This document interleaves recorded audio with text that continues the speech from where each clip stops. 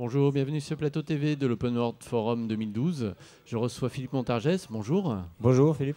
Donc, qui est président d'Alterway et aussi président du PLOS. Oui, le Voilà. PLOS, c'est le réseau des entreprises logicielles libres d'Île-de-France. Oui. Voilà. Alors, le PLOS a réalisé une enquête cette année. Est-ce que vous pouvez nous parler un peu sur les thèmes sur lesquels Oui. elle a porté?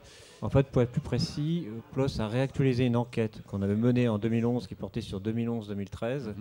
On a fait une réactualisation de l'enquête avec un sondage express auprès des adhérents de PLOS et on l'a élargi aussi auprès des adhérents du groupe GTLL systématique, relayé par les clusters d'entreprises en région, logiciels libres.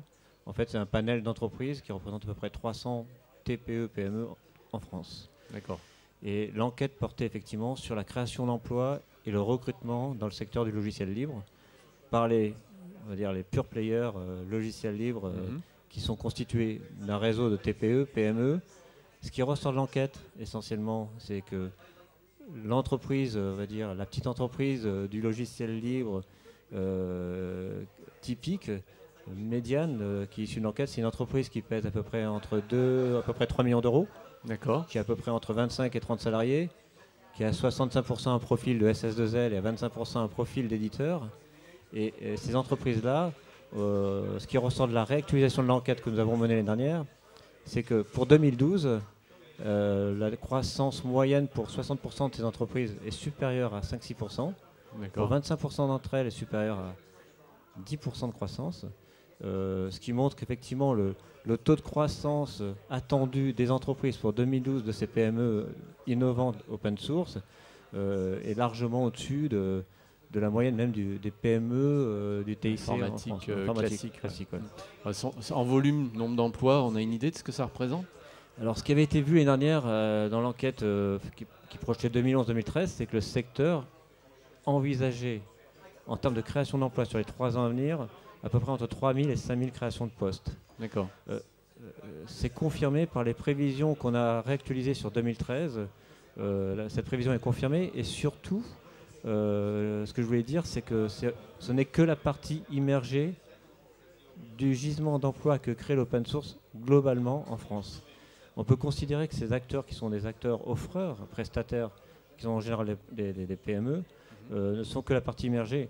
Et notamment en extrapolant sur ce que recrutent aussi les grands intégrateurs, les grands opérateurs, les grands utilisateurs, administrations ou groupes comme La Poste ou autres clients, on peut considérer que d'ici 3 ans, le logiciel libre directement va être créateur d'à peu près 10 000 postes. D'accord, c'est pas négligeable. Pas négligeable. Au niveau, alors les profils aujourd'hui, quels sont les types de profils qui sont recherchés? Alors, ce qui ressort de l'enquête, c'est qu'effectivement, et ça c'était une caractéristique une des conclusions majeures de l'enquête, c'est que les postes privilégiés pour 2013, à 55%, ce sont des postes de développement, d'ingénieur de développement logiciel. Back, front office, développement web, mais globalement du développement. Viennent ensuite les postes, je dirais, autour des métiers du web, des métiers de l'embarqué, et ensuite les métiers autour de l'infra, et notamment commencent à apparaître les premières demandes de postes typiquement liées je veux dire, à la diffusion d'architecture de type cloud computing. D'accord, très bien. Pour ces candidats, il y a des caractéristiques qu'il faut avoir, plutôt passionné. Alors ça, c'est un des enjeux forts pour le secteur, c'est qu'on a un problème de recrutement et de formation.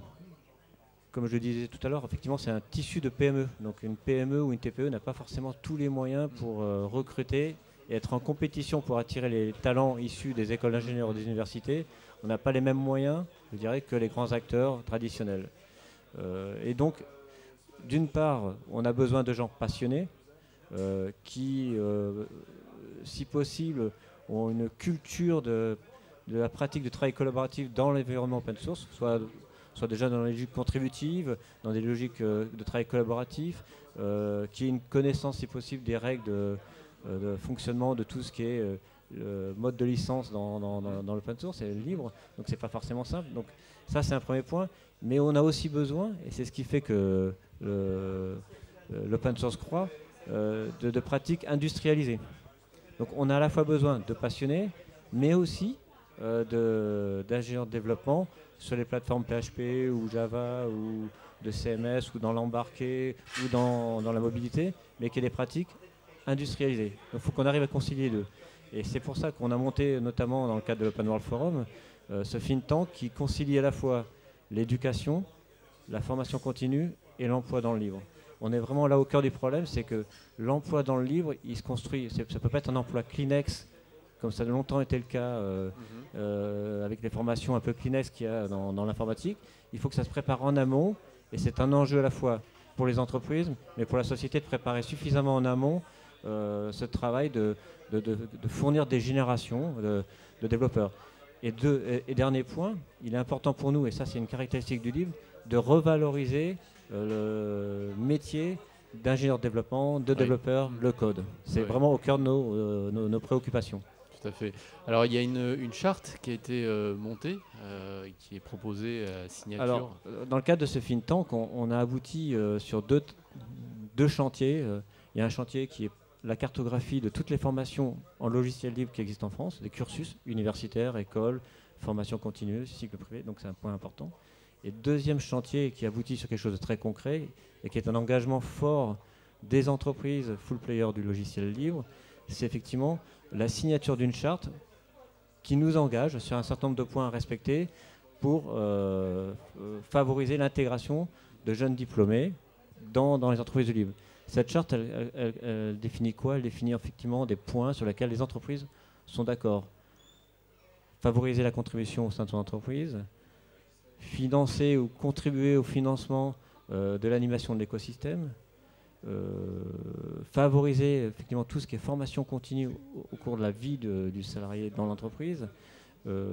Et puis un point qui est important et qui est significatif et qui est concret et qui est financier, c'est si possible, dans la mesure du possible, c'est de reverser l'intégralité de la taxe d'apprentissage auprès des organismes de formation universitaires, écoles ou autres, qui privilégient les cursus de formation. Puisqu'on a un déficit de formation libre, il faut qu'on amorce la pompe, nous, entreprises.